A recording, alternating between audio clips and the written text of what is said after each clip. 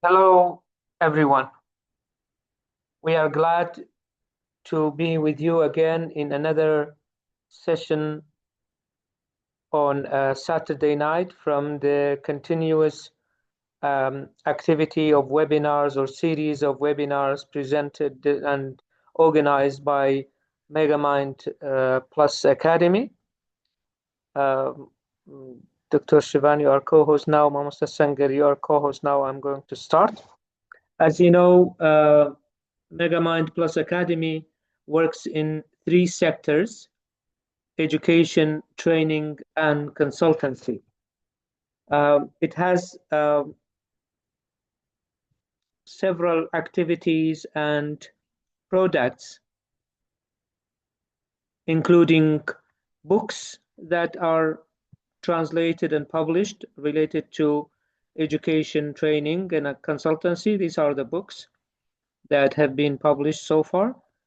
And these are three others, and this is the last one, and there will be others coming. Um, in addition, we have also an online electronic dictionary, English Kurdish dictionary, free access for both for iOS and for Android systems. And we have a YouTube channel where all other products and webinars are published. And you can scan this QR code in order to see the products, the videos, the recordings at your convenient time.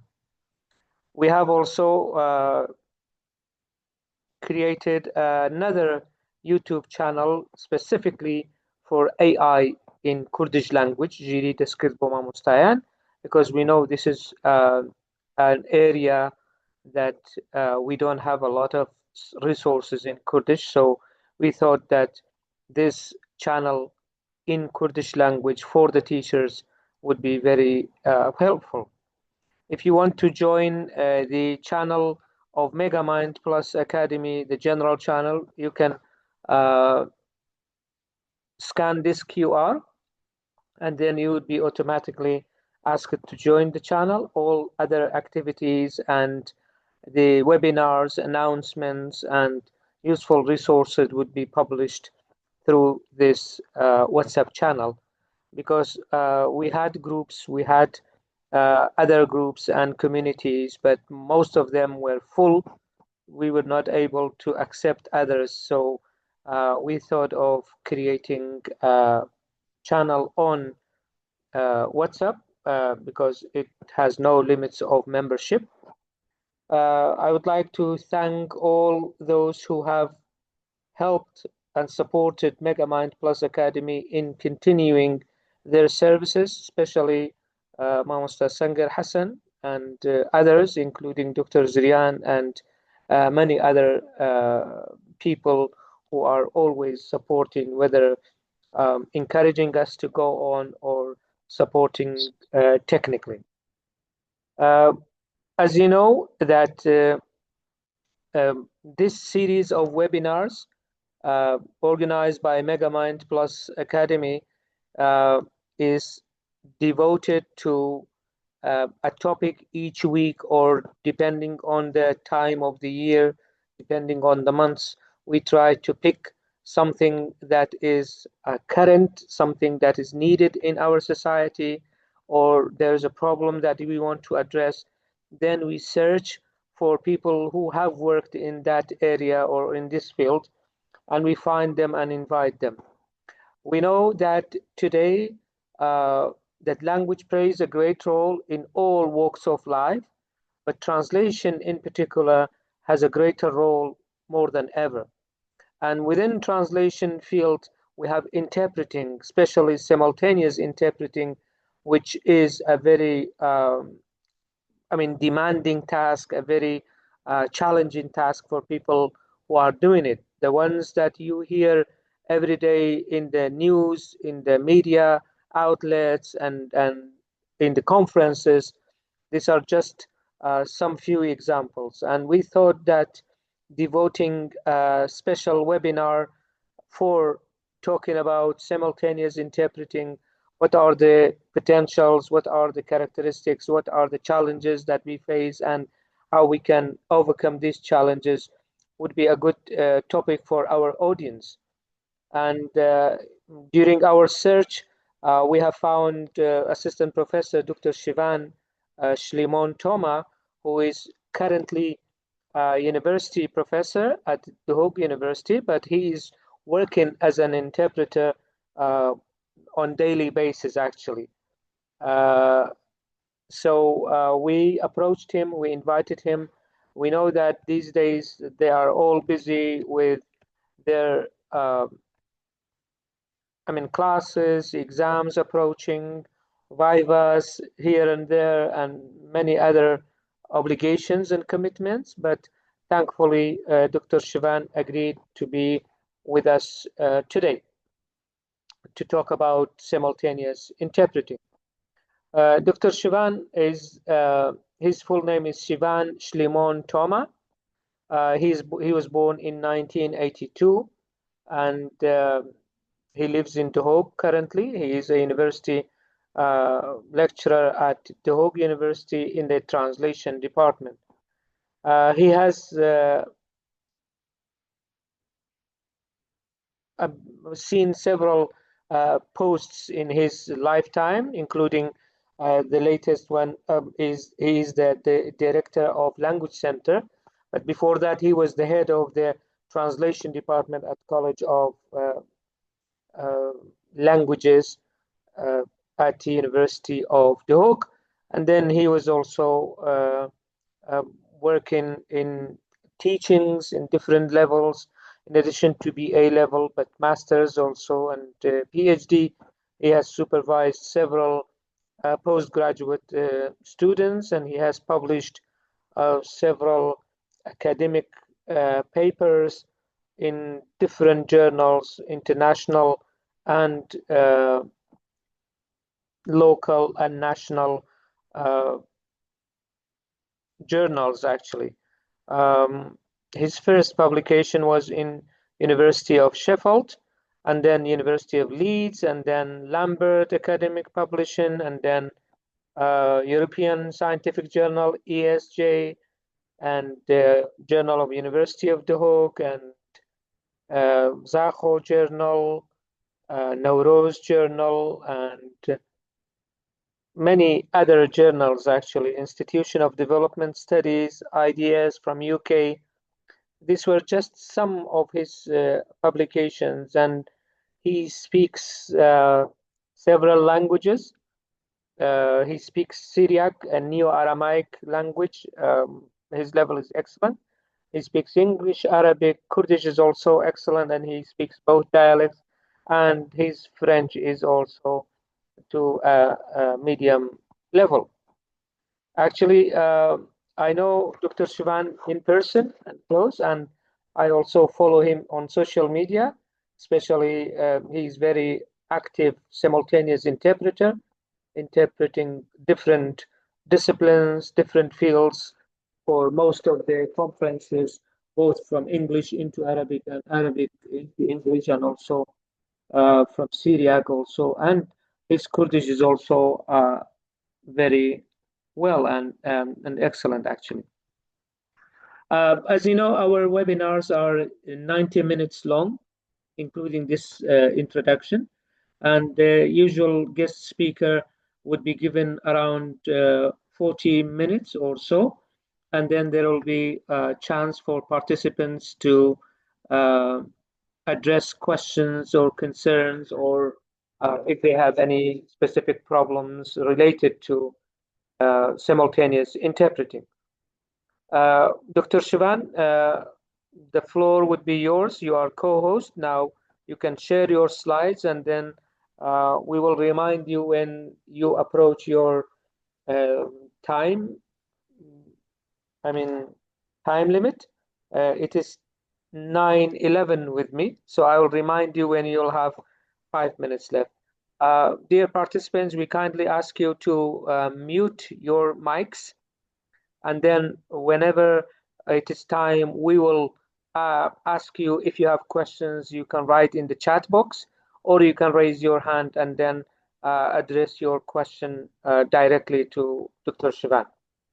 Then we will be sharing the slides at the end, so there is no need to take notes or to make anything. We will share the recording and the slides at the end or later, either tonight or tomorrow morning. Dr. Shivan, I can see you. We tested the voice quality also, and I can see the screen. The floor is yours. Thank you. Good evening, everyone. Thank you very much, Professor Himdat, for your nice introduction. And thanks a lot for this golden opportunity to share my modest experience in simultaneous interpreting, both as a teacher and as a professional interpreter. I hope that the 54 participants with us so far will find it useful. The title of my webinar or seminar is Simultaneous Interpreting Skills, Challenges, and the Path to Professional Mastery. As an overview or the content for this session, I will try to cover these points. First, the introduction and the objectives of the seminar, and then we will try to understand what simultaneous interpreting is in comparison to the other mode of interpreting, which is consecutive interpreting. And then we will delve a little bit into some history of interpreting in general, and we see which mode came first and then why the other mode breakthrough. And then we will talk about advantages of simultaneous interpreting in comparison to consecutive, and then mechanism or basic mechanism of interpreting. And then we will move to the challenges we as interpreters face and some solutions. And as solutions, we will talk about some golden rules, especially for those who start as interpreters, or we call them beginners. And then we will try to find the bridge to move from beginners to professional. I will share some points on that. And we will end up with some key skills or coping tactics that interpreters must develop to become professional. And at the end, I'll be happy to hear your questions and answer them, if I know them, of course. So, as an introduction and objectives, interpreting, as you know, and as Dr. Himdat, Professor Himdat also highlighted in his introduction, nowadays is a bridge between languages and cultures. So language is important, but without translation, there will be no, we will not get introduced to the cultures and other languages. So the main goal behind our seminar today is to understand what simultaneous interpreting is, and then to explore some challenges and solutions in simultaneous interpreting, and then to learn the key skills and techniques for professional growth. So let's start with our first topic, which is understanding simultaneous interpreting, SI. So I'll provide you with a definition in comparison with consecutive interpreting. Well, simultaneous interpreting is actually interpreting that is delivered at the same time as the speaker. So the speaker is speaking and the interpreter is delivering the interpretation at the same time. That's why it's called simultaneous or spontaneous. The interpreters are sitting in interpreting booths. So usually there is a booth, typically, and the interpreters are wearing headphones and delivering their interpretation into a microphone. So there is a special setting for interpreting. It cannot be done without those devices. The booths, the headset, the microphone, etc. As for consecutive interpreting, it's very similar, but still not quite the same, because it is delivered after the speaker has finished speaking, and by an interpreter who usually takes notes on what the speaker has said. So if you come to the comparison between the two modes of interpreting, I mean simultaneous and consecutive, so the main difference is in the time gap and delivery in simultaneous interpreting, because the interpreter is listening at the same time speaking. But this is not the case in consecutive interpreting, because the interpreter is listening and then the speaker pauses and then the interpreter starts delivering the interpretation. And of course, there's another difference, which is the cognitive load and the skill set differences.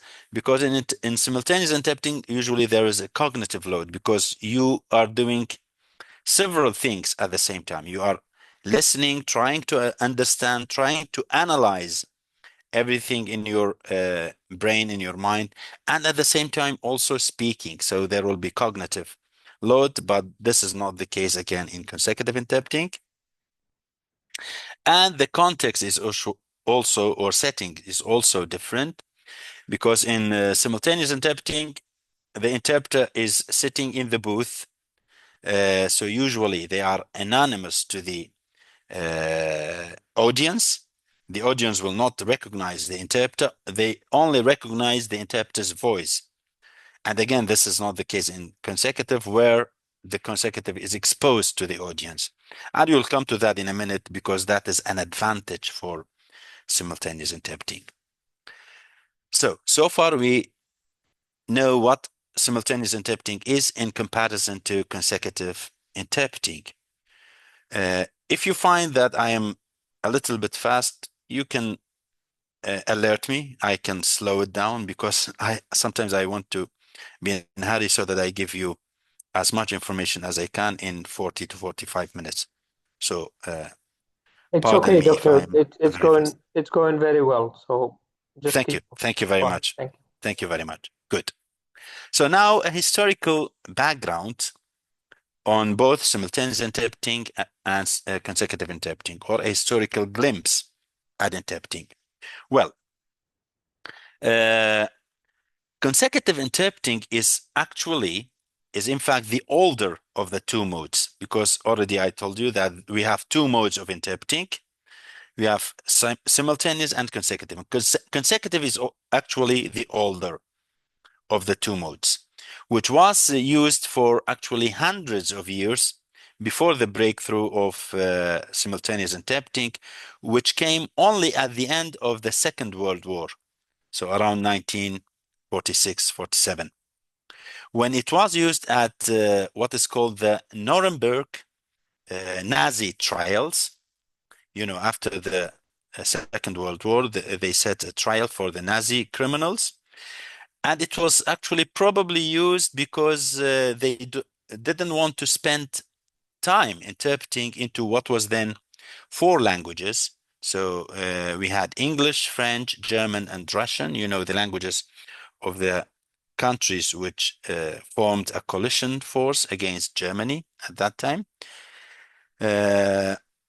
So time was actually the most important reason, I think, and many scholars think, why simultaneous interpreting was used rather than consecutive interpreting. Because, at an international meeting, you can provide simultaneous interpreting easily into, let's say, 20 different languages. All what you have to do is to have 20 different booths and 20 different channels. And then at the same time, if the meeting is 1 hour, it will be still 1 hour. But imagine if you want to provide consecutive interpreting into several languages, let's say 20 languages, 20 different ones. So a 1 hour meeting will turn into a 20-hour meeting, So time is actually significant. It was significant why simultaneous interpreting uh, broke through actually, or emerged at the end of Second World War. And also don't forget, it was also as a business, because after the Second World War, there was this economic crisis. Everyone wanted to get into the business, not only as interpreters, but also as translation companies and vendors, etc. So two main reasons, actually: time and money, time and business helped, the emergence of simultaneous interpreting. Okay, let's now move to the advantages of simultaneous interpreting if we compare it with consecutive interpreting. Actually, the bulk of our work nowadays is done simultaneously. And of course, I'm not talking only locally. I'm not talking only about, let's say, Duhok or Kurdistan or even Erbil or Baghdad. No, I'm talking about it globally. And perhaps this is why students of translation or interpreting, again, internationally or globally, can't wait to start simultaneous. They see it as the real thing, as opposed to, flowing around with a notepad and a pencil as a consecutive interpreter. Of course, with all my due respect to consecutive interpreters. Simultaneous interpreting also offers, let's say, not an absolute anonymity, but a relative anonymity of the booths. I already told you that in simultaneous interpreting, interpreters are not exposed to the audience. So when you are not exposed to them, it gives you, let's say, a lot of advantages. First of all, you will feel less stressed, especially with the audience and important people, VIP people, if they are attending, and also for safety reasons, because if what you are interpreting is harmful for the audience, they might recognize you and, for any reason, might want to revenge and easily reach you. And this happens with consecutive interpreting, where interpreters are declared to the audience. And another advantage is that sometimes interpreters hope that simultaneous interpreting will put an end to all of their problems of having to remember things. When people get into age, especially when they become 40 and above, I would say, they suffer from short-term memory, and in interpreting, we have to depend on our memories, especially in consecutive interpreting. But in simultaneous interpreting, you don't need to worry about that, because you are listening to things, hearing things fresh, so you don't have to rely on memory. So that's also an advantage. And the final advantage that I'm going to talk about is the key one, actually, which is about time. Definitely, simultaneous interpreting takes less time than consecutive interpreting, and all of us know that nowadays and always, time has been, and will be money. Time is money, of course. Okay, now let's move to the basic mechanism of interpreting. Actually, whichever mode of interpreting you are following, whether it is consecutive or simultaneous interpreting, the same basic mechanism applies. It's the same basic mechanism, that of, we have number one, listening, and then understanding, and then analyzing, finally reformulating. The difference being that in simultaneous interpreting, you have to do it all in the same time. And doing everything at the same time opts to make it more difficult. And actually, it is more difficult, because, doing 4 different things at the same time, of course, makes it more difficult, right? And I have created this figure to explain a little bit about the basic mechanism of interpreting. As you can see, we have actually, we as interpreters, we use 3 parts of our body when we do simultaneous interpreting. We do listening through our ears, and we use the, let's say, biological process of hearing. And then it goes to our brain. We do 2 things, actually, understanding and analyzing, of course, through thinking. And then we use our mouth to do reformulating, because we do talking, we speak. So look, using 3 parts of our body, and employing 3 biological processes, which is hearing, thinking, and talking at the same time. Of course, it makes it a difficult task. Now, I'm not telling you that consecutive interpreting is not difficult, but at least in consecutive interpreting, you have a bit of time between the first three basic mechanisms, which are listening, understanding, analyzing. You do them at the same time, but then you have time to do reformulating. But in simultaneous interpreting, you don't even have time to do reformulating. You have to do it all at once. So this means that simultaneous interpreting definitely has a lot of challenges, because already it's too difficult to do 3 things or 4 things at the same time. But what does this mean? Does it mean that we don't do simultaneous interpreting because it's too hard? Of course, the answer is no, no. And evidence is that we have brilliant interpreters. I know many of them personally, simultaneous interpreters here in the region, here in Kurdistan, and also all over the world, which means it is a doable thing. But let's think about some challenges, and then we will go to the solutions. As challenges in simultaneous interpreting, actually, you never quite know what is going to come next, since you do not have the, let's say, overview of the whole speech before you start to interpret. And this can create all sorts of problems, like missing something vital, something important. And now this is something that wouldn't normally happen in consecutive interpreting. Why? Because you know already the position of the speaker, because they have finished their statement before you start interpreting. So you know, you don't need to know what is going to come next.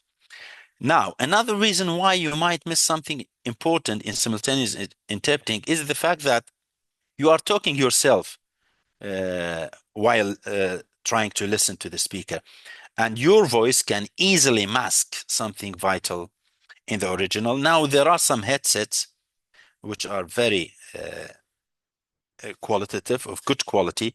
They block your voice, so you cannot hear your voice, but they are not always available, and they are a little bit expensive and costly. And then, you know, even if you do manage to hear and understand everything the speaker is saying, still you do not have much time in simultaneous interpreting to come up with a clear and natural way of expressing those ideas in your own language, especially since the words and word order, the syntax of the original language will be still ringing into your ears when it comes to the process of reformulating and talking. So these are some, let's say, main challenges that simultaneous interpreters usually face, which consecutive interpreters and translators don't usually face. But as I said earlier, shall we just stop because it is too difficult and you have challenges? Again, the answer is no, because we can overcome those challenges. And to overcome them, actually, there are 5 golden rules that beginners can, let's say, follow, adopt, and so that they start interpreting. And these golden rules are very important, actually, and we will discover that they are not only important for beginners, but they are important also for interpreters throughout their journey, even when they become professionals. That's why they are called golden, because, you know, what is special about gold is that it remains and it never gets rotten, let's say. So these golden rules also will stay with the interpreters, are supposed to stay with interpreters. Let's start with these golden rules one by one. So number 1 is focus on quality, not quality. So go for quality, not quantity, right from the outset, right from the beginning. Because, you know, it's not the question of repeating as much as you can of the original speech, as much as it is about making sure, it's the question of making sure that what you say makes sense or is expressed clearly and cogently, because you need to be cogent, convincing to your audience. So the first rule is always go for quality, not quantity.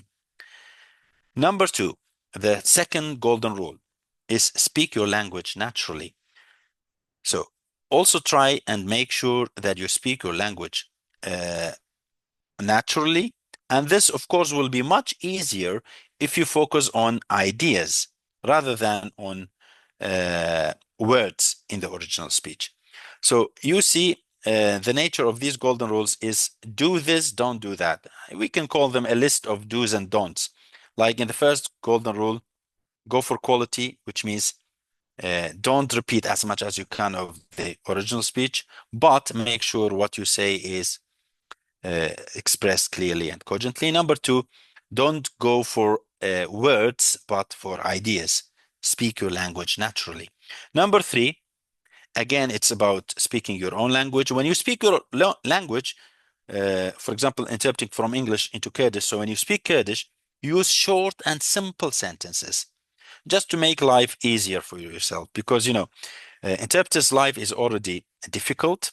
We explained the challenges. You saw how difficult it was. So to make it easier for yourself, just use short and simple languages.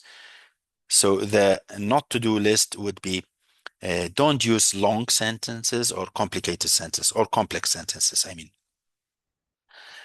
The fourth golden rule is uh, only attempt to interpret what you understood.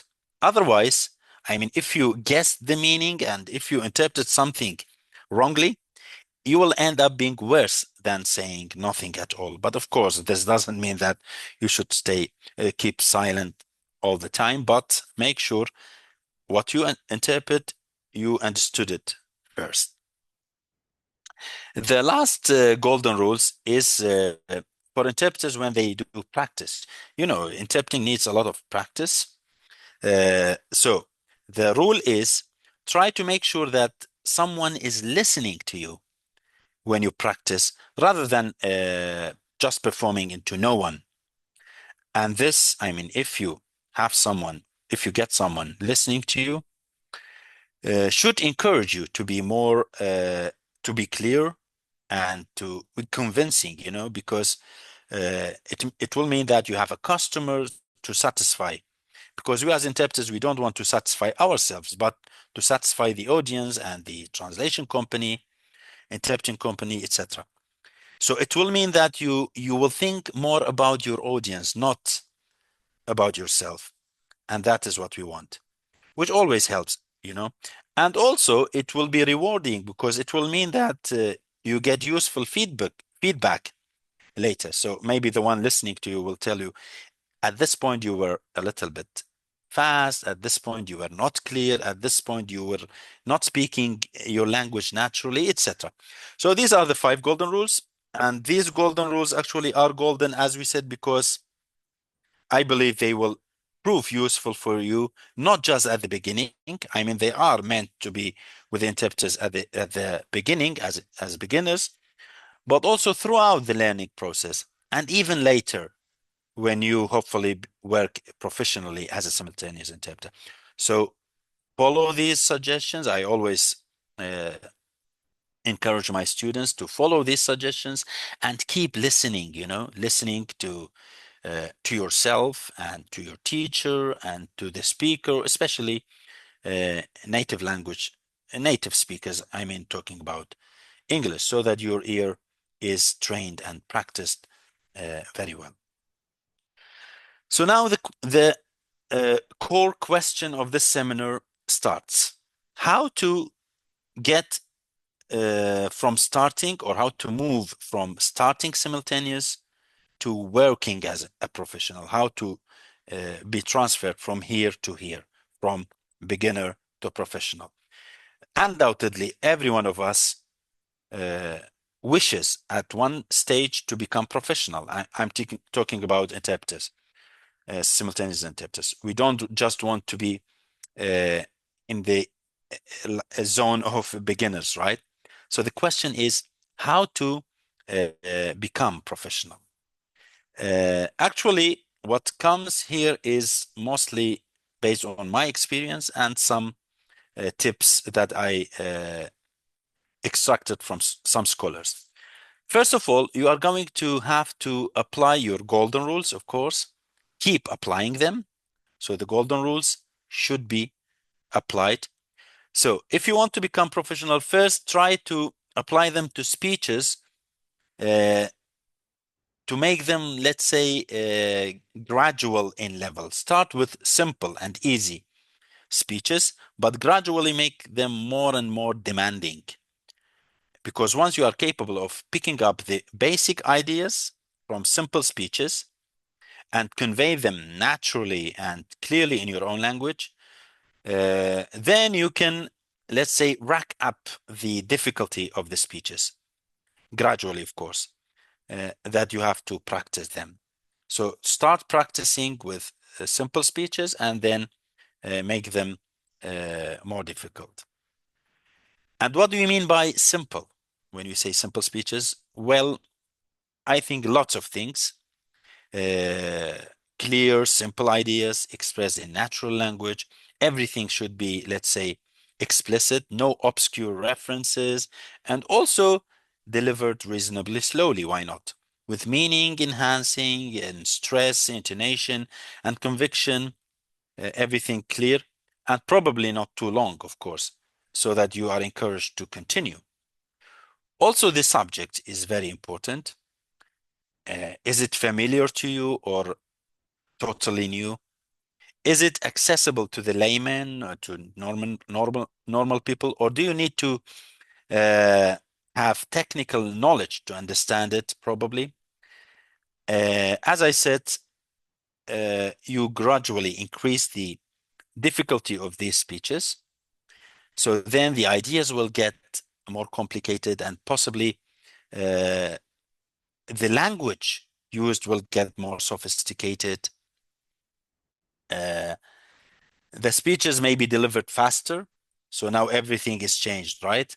I mean, but gradually, of course, not very quickly and let's say suddenly. And the subjects may become less familiar to you, or shall I say less familiar only initially, because there is a trick. Many teachers of simultaneous interpreters use it, and I also use it with my students, which is to make yourself familiar with any subject under the sun. Of course, just as professional interpreters do, which is reading about those topics, because as a professional interpreter, uh, I'm sure every interpreter wants to know the subject, at least what the subject is, or the topic of the conference or the event they are interpreting for, so that they go and prepare themselves, to read about that topic, to get more vocabulary, to know the register, used. So the same is true for people who want to, let's say, make themselves professional. They can read about the topics that they are going to interpret from. So this way, if you keep doing this, you will become a professional one day. But apart from that, apart from the 5 golden rules, and apart from the practice that you are doing, there is, let's say, a toolkit or what's called key simultaneous interpreting skills, or some people call them copying techniques or copying tactics. Why copying tactics? Because we as interpreters, we always deal on a daily basis. We deal with crisis management. We always have crisis. Maybe you are at the conference as an interpreter, and out of the blue, you are confronted with a difficult speaker. When we say difficult speaker, he could be maybe he is a bad speaker, he or she is a bad speaker, or they are not speaking their native language, English with an accent, or maybe they have been told to express their 15-minute speech, a copy of which you don't have, into 5 minutes. So what to do, right? So you need to have some skills to deal with this crisis, to manage this crisis. Some scholars call it uh, damage limitations. Some people call it crisis management techniques, but they are also called simultaneous interpreting skills and sub-skills. They are 9 actually. So now the main answer to the question that I just asked, which is how to get from beginner to professional, is by following the 5 golden rules plus these skills that I'm going to talk about in a minute. And also don't forget the continuous practice. That is also key. So let's see these skills or sub-skills one by one. The first one starts with summarizing. Summarizing is easy to understand. All of us know what summarizing is. And of course, this depends on the kind of difficulty you are facing as an interpreter. Summarizing is actually something you will have been also done in consecutive interpreting, but it is particularly used for fast and dense speeches. Sometimes some speeches are very fast and at the same time full of knowledge, full of information. So where information is coming at you thick and fast. So when you face such speeches, you can do summarizing. And this is also expressed in the first and second golden rules, to go for quality, not quantity, and to focus on ideas, not words, right? Now, this was the first skill that interpreters need to develop.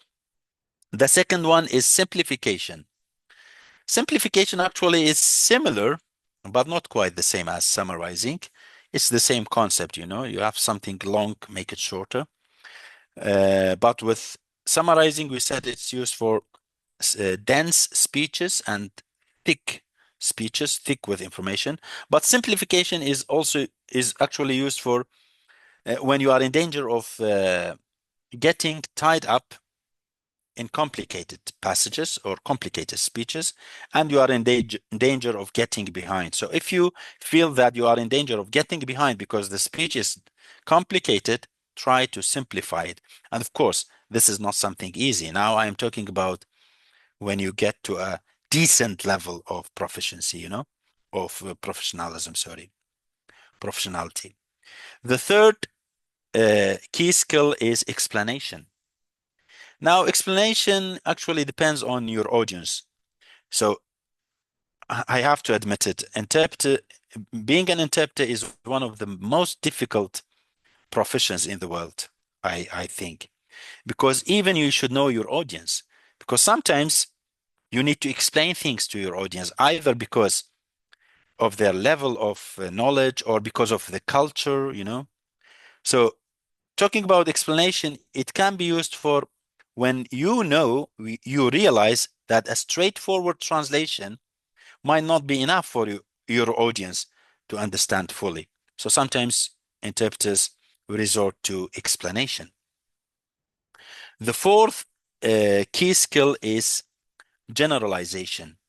Now, generalization is not always good, but again, it depends on the crisis you are facing. So hope for generalization when you cannot cope, when you yourself cannot cope with a stream of examples, or let's say a long list of items. It could be anything, like, for example, countries with their capitals, right? For example, the USA, Washington, England, London, Iraq, Baghdad, so and so.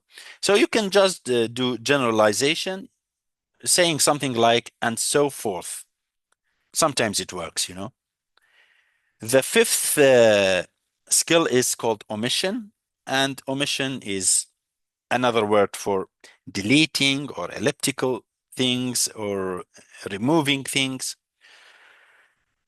Uh, Omission sometimes can make your version, after you delete something, easier to digest than if you leave in all the unnecessary details. Sometimes there are details which are not necessary, but however, you should be very careful, because your version should still be just as complete ideas as the original, provided that you know what to omit. You omit the right bits, not omit something vital, I mean. Number 6 is just the opposite of omission, which is padding. As I said, this is the opposite of omission. And this is used when your speaker is not, let's say, an eloquent speaker or not very talkative.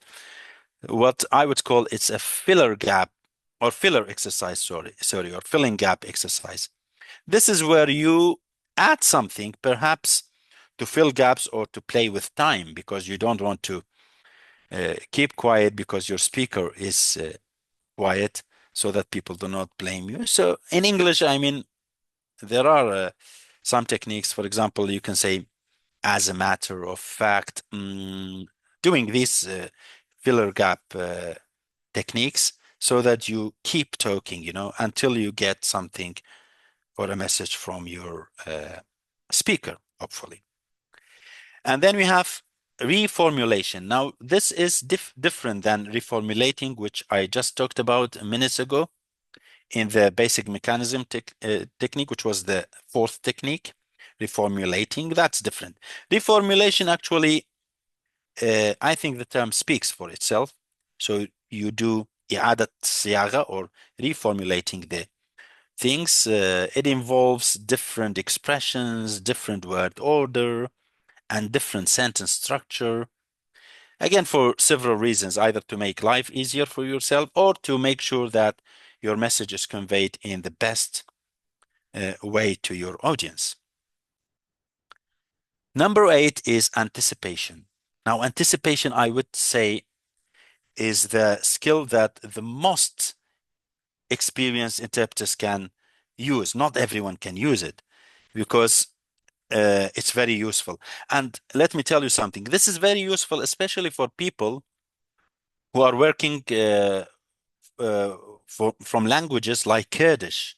I mean, from English into Kurdish, because, in English, we need to know how the speaker is going to end his or her sentence, because they usually start with the subject and the verb, and then the third element, which could be object, complement, or adverbial, or anything.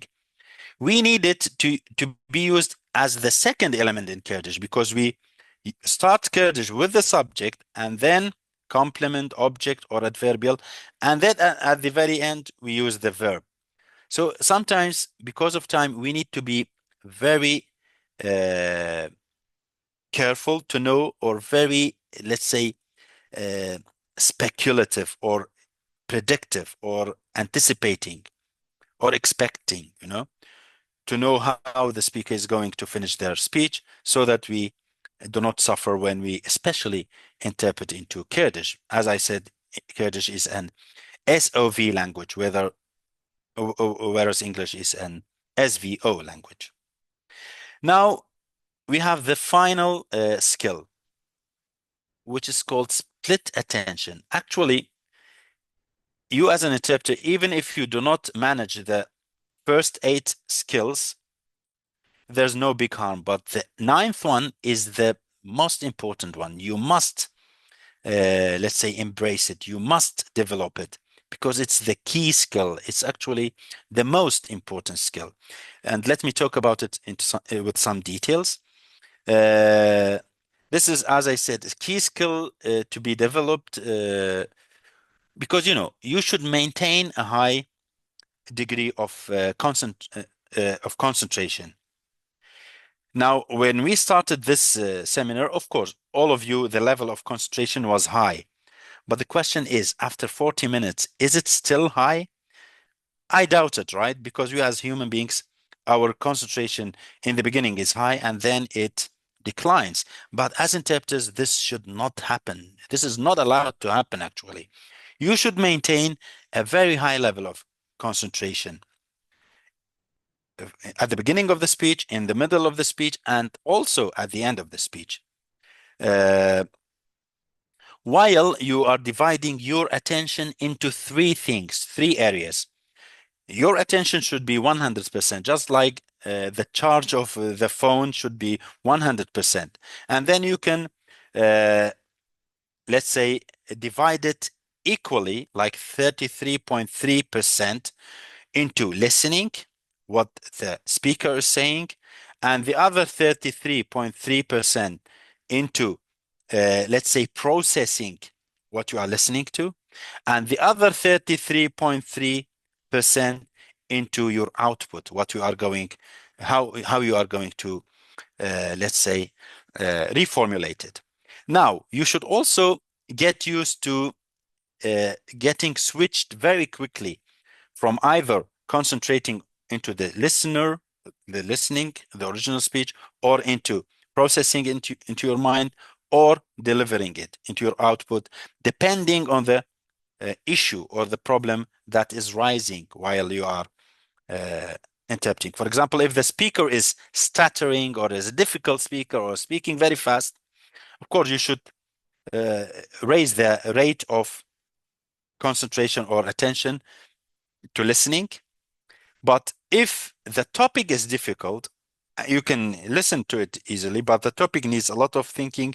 So you should increase the rate of attention, or let's say processing, and so forth, you know.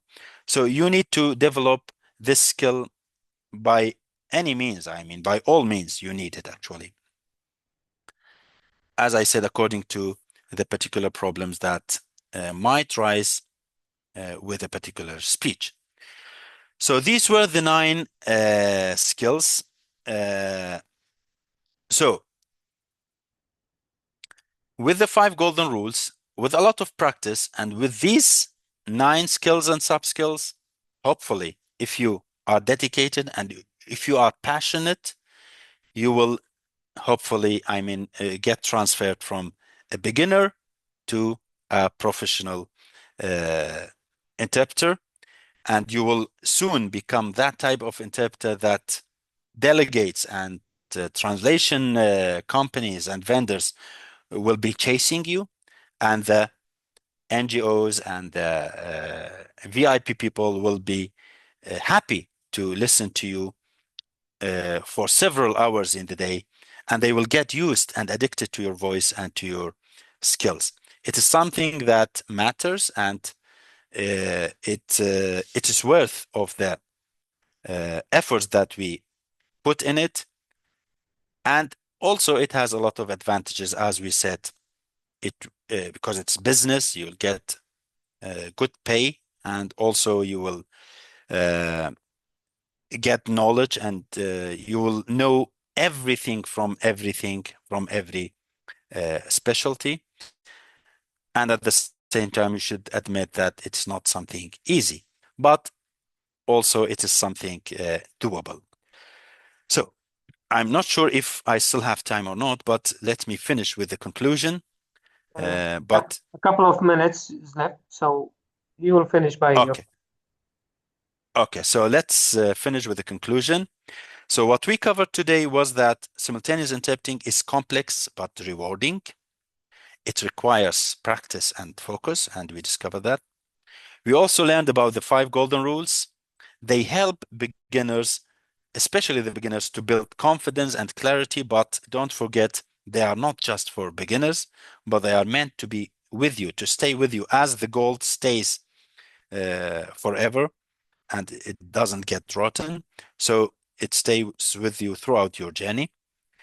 And we talked about the gradual practice that you can follow to develop your professional competence, to become professional, and also to master simultaneous interpreting with both technical skills and coping techniques. They were the ones that we talked about in the end, the nine ones. And then I encourage you to keep learning, prepare well, and engage with your audience. So here I come to the end of my presentation. I hope it was useful. Now the floor is going to be opened, I think, for your questions, and I'm ready if you have any questions. Thank And you thank very you very much. much for your Thank you. listening. Thank you very much, Thank Dr. you. Shivan, for this Thank you. informative presentation about simultaneous interpreting, starting from historical development, and then definition, and then characteristics, and You. then the golden rules and the coping techniques that every interpreter needs in order to be better. Actually, this was very good. Thank you very much. And I'm sure Thank you. the My pleasure. audience also uh, got benefit from what you have said. I will start with a question. There are questions until participants also raise their hand. Sure. Where do you see the future of interpreting, especially simultaneous interpreting, in 5 years' time? And especially in the age of AI, do you think it will be still around, or technological advances and AI tools and other stuff will replace it? Actually, this is a very good question to be asked, and it's time to ask this question, actually. As we know, AI has gone into our lives and into all professions, not only interpreting and translation, even in medicine, diagnosing diseases and in so many other professions. But I would say that our job is very sensitive and the most vulnerable one. And many people are afraid that AI one day will uh, take our jobs from us, right?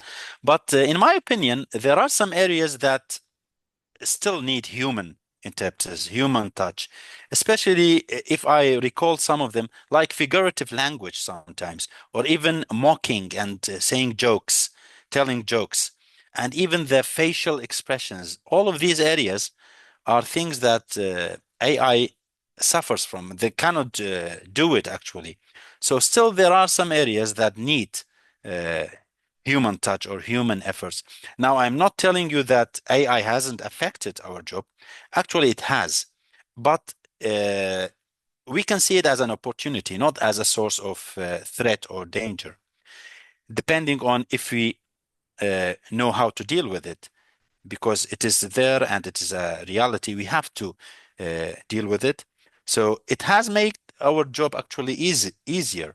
So now, even in translation, we can get the initial drafts of translation and everything, but then it is our job as human translators to add emotions, to add, let's say, uh, life and spirit to the translation, because translation is not only substituting words by some other words, but they are messages that you need to convey to people. So you need people, right?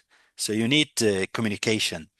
But at the same time, as I said, AI is it has done a lot and it will keep evolving and developing. But in my opinion, it will never 100% replace human translators. This is my opinion. Thank you very much. I said that because I said in 5 years' time, not currently. I know currently it cannot, Sure, sure. but AI is developing so fast that we cannot. It is beyond Exactly. our imagination. What we see today was a kind of science fiction in the past. And I said it That's right. deliberately 5 years time because I'm aware in the field of AI. I know what's going on, and I know there will be small devices um, that can do simultaneous interpret into any language without resort to that. I mean, through eyeglasses, through headsets. I mean, through several things actually, you can do it. But anyhow, as you said, there are still areas that human beings are better at this stage, especially talking about feelings, emotions, micro expressions that help, and others. But there are also research done in AI to do sentiment analysis to know whether this one is ironically said, metaphorically said, and others. But Mm, anyhow, thank you very much. And I think there were some questions. I would kindly ask Mamusta Sanger to take the questions from the chat box. Mamusta Sanger, please. sure. Okay, okay. Thank you, Doctor. Thank you so much, Dr. Shivan, for your excellent webinar. So there Welcome. are some questions from participants in chat box, and I will start with Mustafa Najmuddin. He asks, is translation still a branch of linguistics, or nowadays it is an independent science? Uh, Actually, translation has always been, let's say, a bridge, because if you come to its definition, it's transferring the meaning, right, from source language to target language. through the, let's say, equivalence. So since there's a transfer, so it is a bridge actually. So I have seen it as a bridge, and I definitely think it's still a bridge. It is a science as well by itself, but I'm not sure if I understood the question very well, but many times it's difficult, let's say, academically speaking, to work on translation purely because you always need a linguistic phenomenon and then to adjust it to translation. So I'm not sure if I'm answering the question well, but yes, it is still a bridge, but many times it's a good idea to use it with some other sciences like with syntax or phonology or something else, especially in academically speaking to conduct studies. Yeah, this is my answer. I'm Okay, not sure if it is clear or not. good. Thank you so much, Doctor. So, another question from Mamsa Nawzad asks, what personal qualities contribute most to success in simultaneous interpreting? Is there a room for bias? Uh, Now, of course, bias is one of the major problems that translators in general, not only interpreters, suffer from, especially if the translator belongs to a political party or to a certain, let's say, institute. So usually they have to, let's say, be biased to what their employers or bosses uh, tell them to do. So bias is something that interpreters should always avoid, of course. And the opposite of bias is, let's say, loyalty, uh, loyalty to the source text and being, or not loyalty, let's say, being not biased. I mean, we should always uh, try to be, I'm trying to remember the word, actually, I forgot the word, to be حيادية. This happens, sometimes we forget the words in English. To be neutral, to be Neutral, exactly. That was the word. Thank you very much. Yeah. So neutrality is the opposite of bias.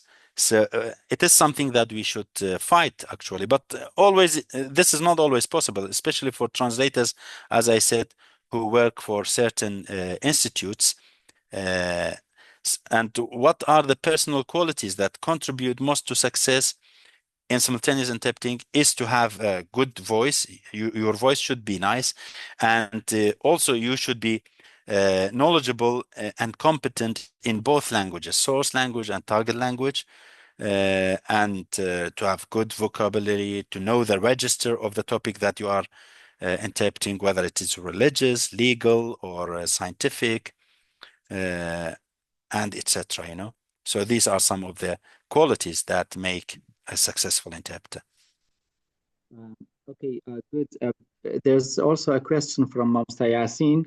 I don't know because Dr. Hindad also asked a question like that. So I will still read the question. Mamsta Yasin asks, how is AI transforming the accuracy and efficiency of simultaneous interpretation? Now, actually, AI, we can use it as an ally, not as an enemy. I already hinted to that. So when we approach AI with this, let's say, mentality, so of course, AI is more efficient than us as human beings, right? We might make mistakes, but AI doesn't. I mean, you can give AI a lot of terms. They can give you the entry meanings in just a click, right? So, of course, for accuracy, we cannot compete AI. But as I said, AI can give you the skeleton of the message to be conveyed, but we as human beings, we can give that skeleton the spirit or the life to make it alive, right? So yes, AI is more efficient, more accurate than human beings, but human beings can give the emotions and the life to the, let's say, the message that is conveyed through AI or any machine-aided tool, I mean. Okay, it seems that participants engaged your presentation. All says well done, Dr. Schwan. My pleasure. Let me scroll down. Yeah, Parsa Safai asks, thank you so much for the great presentation, Professor. You talked about the idea of simplifying sentences as much as possible. However, Mm. if we do so minimally as possible, still some kind of meaning, translation, fidelity, and register is going to be voluntarily or involuntarily sacrificed. So, what are your thoughts on that? Yeah. Actually, when I talked about simplification, it was one of the skills that professional interpreters need to develop.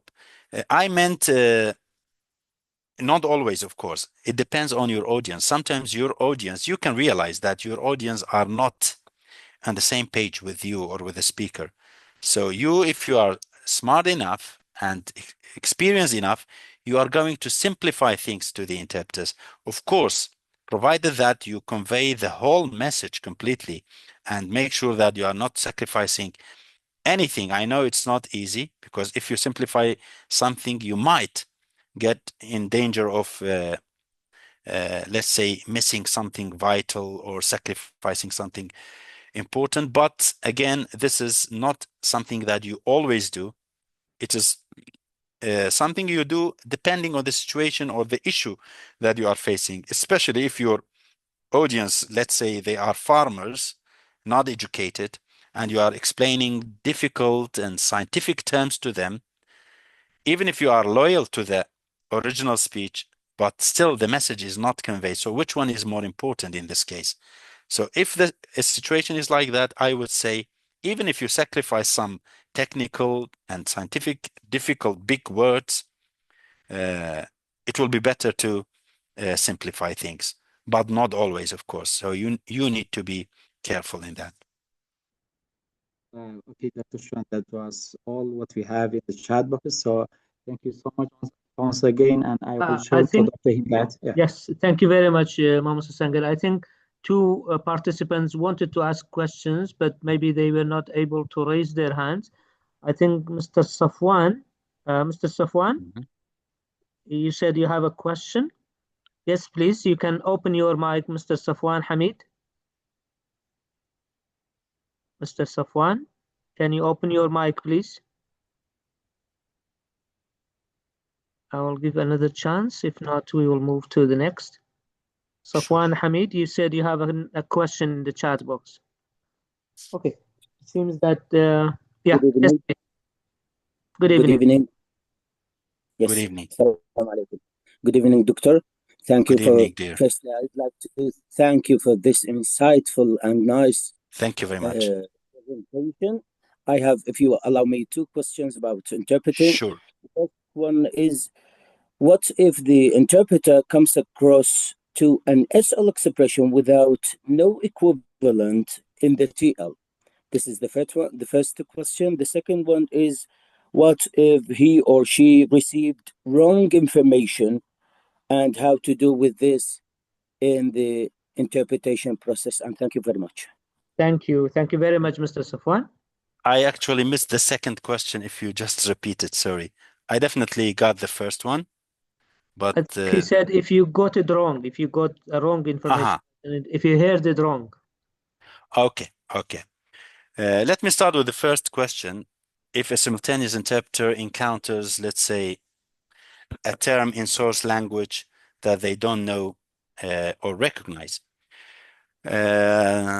it's a difficult question, but I think there must be some professional strategies that simultaneous interpreters can use to handle the situation, because I mean smoothly, because I already said our job is a kind of job that we always should be ready for the crises, a lot of crises to manage. So for example, maybe you can use a general or approximate equivalent, even though you are not 100% accurate. Sometimes you can paraphrase the idea because you are engaged in the idea. So you can just paraphrase the idea without having to use that term that you didn't recognize. Or also I talked about omission. You can do some omission of non-essential details, which might also be helpful. And also you can rely on the context or any clues from here or there, or even you can, at the worst case scenarios, make a note for a later clarification and you apologize from your audience or something like that. And the second question, which you said, if you didn't understand something, right? Was that the question? Or if you heard it wrong, actually. Yeah. If you heard You it wrong, didn't. yeah. Exactly, yeah. Now in spoken or oral translation, let's say, there is another, let's say, advantage, which is you can always correct your mistakes. This is something good. Like in written translation, if you write something and it is gone, you cannot go back and, especially if it's published, I mean, you cannot correct the mistakes. But in consecutive interpreting and also in simultaneous interpreting, if you realize that you got something wrong, you always have the chance to correct yourself. So it's not a big deal, but it depends on if you have realized that you have got it wrong in the first place. So there is an easy way just to correct yourself. Good. Thank you That's very my- much. I think another participant, his name is written Sorani. So, Mr. Sorani, if you have a question, you wanted to raise your hand. Yes, please. Yeah, hi everyone. Thanks, Doctor, for this pleasant lecture. Thank you. My input is like when we are now fearing the AI to replace the interpreters, I don't think that's reasonable because, as you might know, if you are familiar with the IT, the AI depends on the input, on the learning, and the prompt that you put on the AI so it can do the job. Sometimes in interpretation, we meet some people that they don't make sense at all, especially the ones that are not enlightened completely.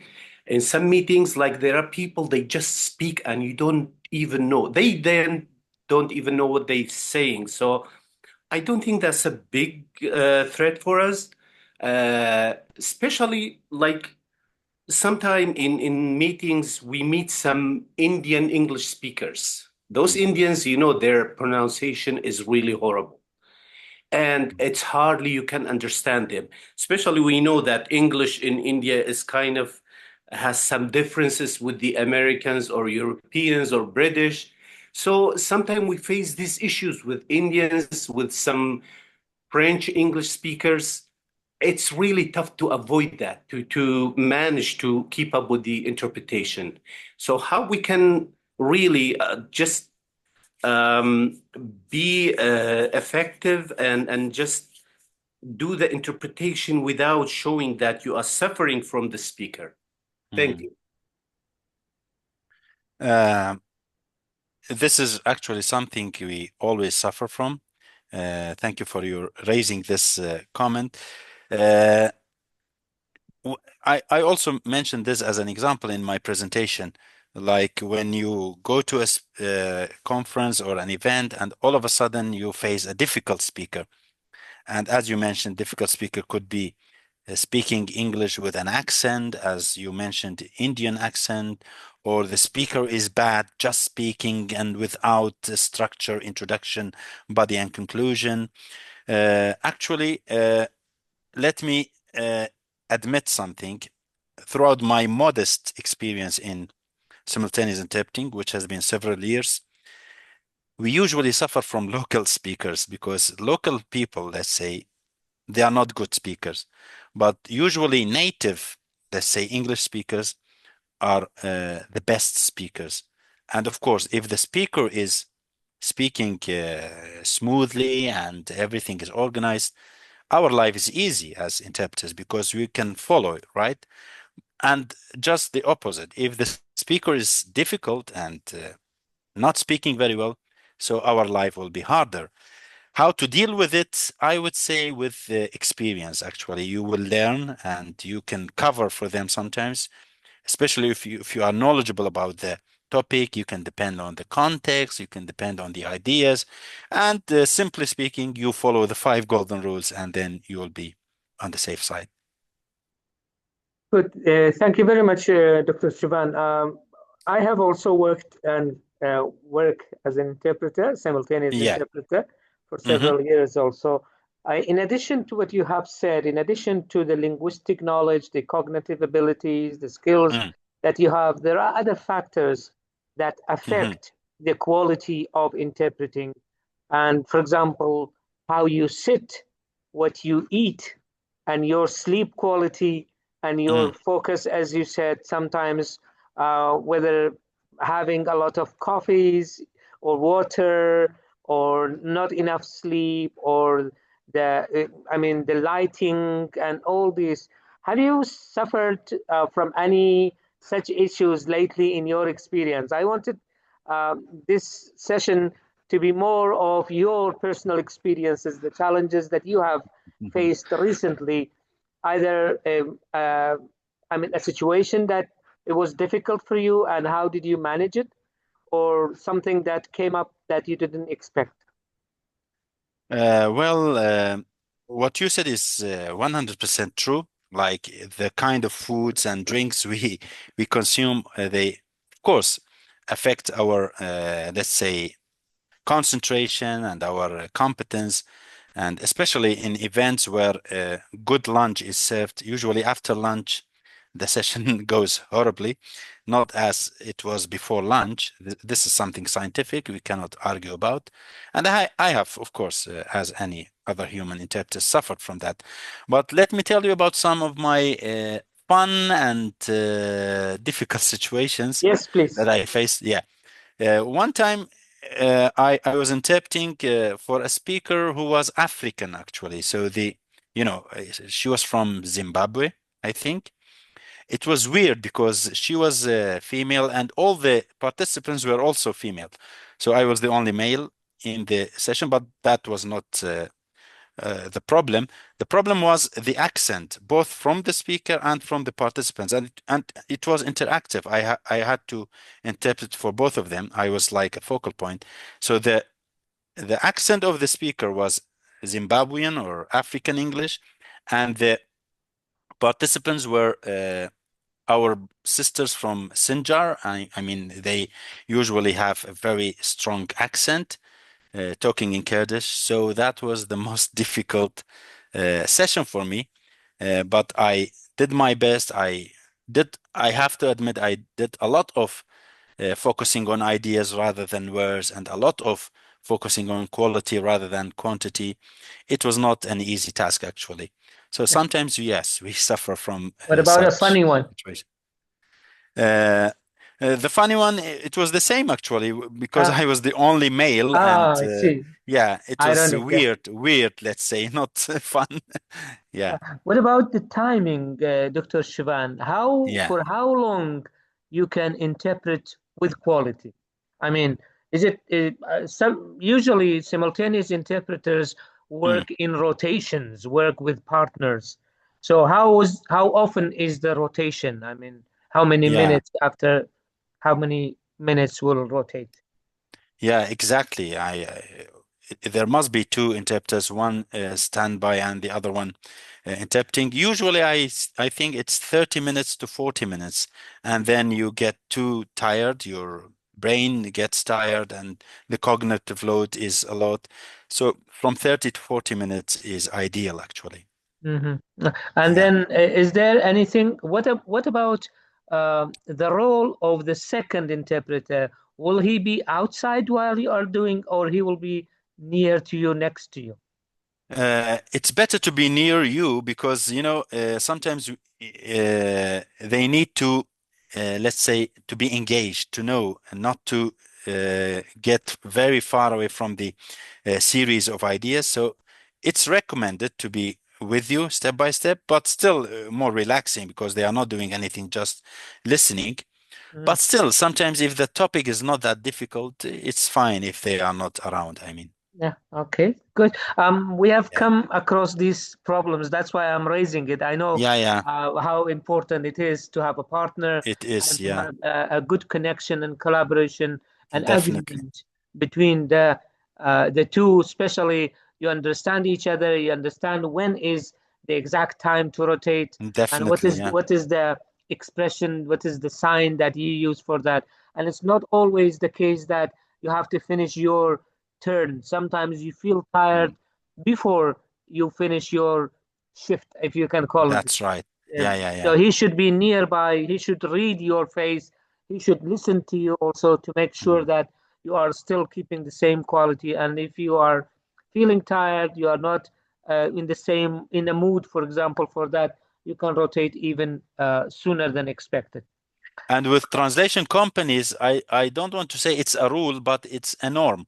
They always hire two interpreters, not one interpreter for any event, One because is a disaster. You it's cannot a do it. disaster. You Yeah, cannot do it. exactly. At least two. It depends on Exactly. the type of the topic and the length and the days.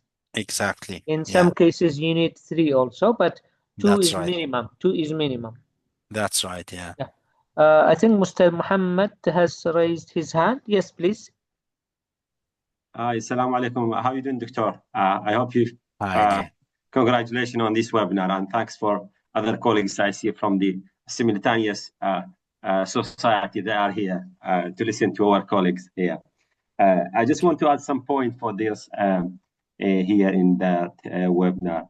The technique that you mentioned, how we can keep our quality, I always, after when I change with my colleague replacing me, I go to the bathroom or wherever I wash my face. This is a technique that's always helped Mhm. since my last 25 years in this area.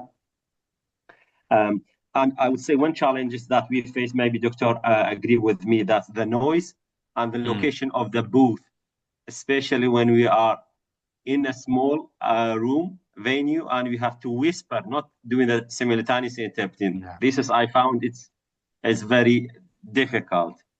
That's Um, right. and also, one thing I always, I'm sure Dr. agree, and Mr. Sorani here and Mr. Paula, they agree with me here, that when we have more than two languages, that's the difficulty that we are as a pair, the two translator for Kurdish, for example, we need to agree with the other two, let's say Arabic translator, what terminology we need to use, because sometimes it's confusing for our audience. We use one term, maybe this term is not the same as English.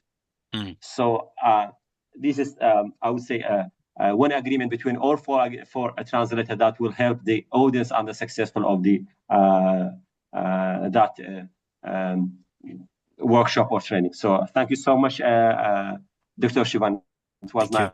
nice listening to you and nice to hear from all the other colleagues. Thank you very much. I'm really happy that there are some of the co-interpreters, colleagues with us here. You enriched our seminar with your inputs, and I definitely agree to what you said. And also, coffee is very important for me. So apart from washing my face when I am not interpreting, I also make sure to get coffee because it always keeps me alert and awake. Thank you very much. Good, Mausa Sanger, do you have any other comments or questions from the chat box? Uh, I don't know that if you have answered this question from Musa Safwan says, what if the interpreter received a wrong information from the source language producer? So how to manage this wrong information? This is an excellent question, actually. Yes, indeed.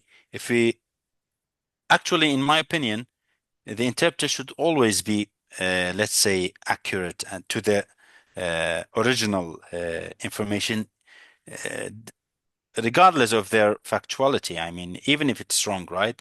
And here it's the challenge not to be biased, let's say, because bias is this: when you want to impose what you believe is true on the audience, even if the speaker hasn't said that. So I would say the interpreter should always be faithful, even if they are 100% sure it's not true. I'm not sure if you are able to give your opinion, because I know in translation they do that in footnotes, but in simultaneous interpreting, first, you don't have that much time, and also you don't want to impose your ideas on others. You need to be just someone who transfers the message from the speaker to the audience. So it's a challenge, but I think you should still be faithful, even if you think it's wrong information, I mean. Very good. Thank you. Mohammed Sangar, anything else from your side? Well, nothing from the chat box, no. No. Do you have anything, any personal experience, Mohammed Sangar, to talk about or no? No, thank you so much, Dr. Salih. Okay. Thank you. Thank you very much, Dr. Shivan. It's been a pleasure to listen to you, to know your experience, and I'm sure that the participants have got benefit from the experience, the presentation, the information, and the exchange of ideas also. Thank you You very know much. that simultaneous interpreting is a demanding task. It's not easy, but it is doable. As you said, it is manageable, but it comes with practice. You have to Exactly. practice. If you are a professional interpreter, you should never, be away from interpreting for a long time. You have always to practice, even when you are not in the booth. For example, when you are in your car listening to something, just imagine that you are interpreting, because practice makes perfect. So that's the key word for doing better and better in any skill, especially simultaneous interpreting, is to keep practicing. Once again, in the name of MegaMind Plus Academy and our team, we would like to extend our thanks to Dr. Shivan Shlaymoon Toma from University of The Hague, a professional interpreter and university professor, for your time and your informative session. And thanks for the volunteering team of MegaMind Plus Academy, Mr. Sanger and others, especially for the organization, for the recording, for the posters and the announcements and all the stuff. The participants, thank you very much for your patience, for your input and contribution to the enrichment of the session. You will be getting the slides, hopefully, and the web link of the recording, and the recording later on would be uploaded into the YouTube channel of MegaMind Plus Academy for your students, for your people who did not have chance to be with us live on this session. Dr. Shivan, any final word? I just want to thank you personally for this opportunity. I was really happy to share my knowledge with you and with the participants, and I want to thank them for listening and for their brilliant questions and comments. Nothing else to say. I'm really happy to be with you, and hopefully I've been able to give you something useful. Thank you very much. It was really. Thank you very much. With this, I'm going to end the session with your permission, but stay Sure. tuned with our YouTube channel and WhatsApp channel for the webinars to come in the coming weeks. We have prepared some very good webinars and speakers for the coming weeks as well. Thank you very much, and stay safe and take care. Thank you.